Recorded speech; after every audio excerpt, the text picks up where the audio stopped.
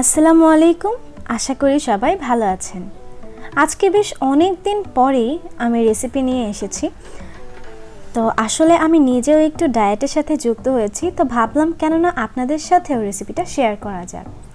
আমার আজকের রেসিপি হচ্ছে আপেল চিকেন সালাদ ওয়েট লসের জন্য। আর এরকম আরও রেসিপি পেতে আমার চ্যানেলটি সাবস্ক্রাইব করে বেল বাটন ক্লিক করে আমার চ্যানেলের সাথেই থাকুন। তো চলুন দেখে নিই কীভাবে এটি তৈরি করবেন।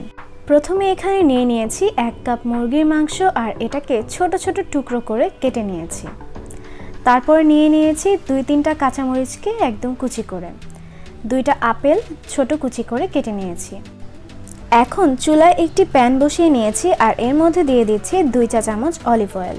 যেহেতু আজকের রেসিপিটা ওয়েট লসের জন্য, তাই আমি নর্মাল তেল ব্যবহার না করে অলিভ অয়েল ইউজ করেছি। দিয়ে দিয়েছি কেটে রাখা মুরগির মাংস আর আদা বাটা রসুন বাটা আধা চা চামচ। মুরগির সাথে আদা রসুন বাটা ভালো মতো চামচ দিয়ে নেড়েচেড়ে মিশিয়ে নিচ্ছি। এরপর এর মধ্যে দিয়ে দিব 1 টেবিল চামচ সয়া সস আর আধা চা চামচ সাদা গোলমরিচের গুঁড়া।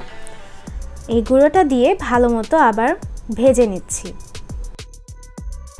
মুরগিটা ভালো মতো ভাজা হয়ে এসেছে। এখন এটাকে চুলা থেকে উঠিয়ে নিচ্ছি।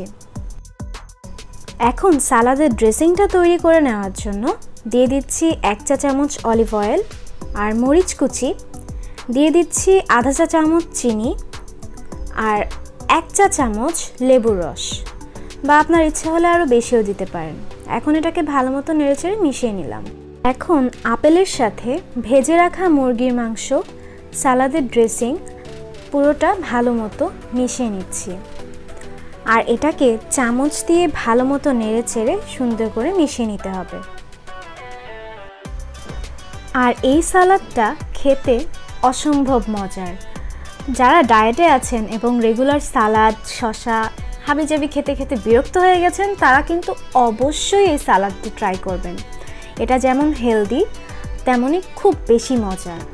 আর আশা করছি আপনাদের কাছে এই রেসিপিটি ভালো লেগেছে। আর যেহেতু আমি নিজেও ডায়েটের সাথে একটু একটু করে জড়াচ্ছি, তাই চেষ্টা করব এরকম আরও নতুন নতুন রেসিপি আপনাদের কাছে নিয়ে আসতে। আর ভিডিওটি ভালো লেগে থাকলে লাইক কমেন্ট করে আমার সাথেই থাকবেন। আল্লাহ হাফেজ।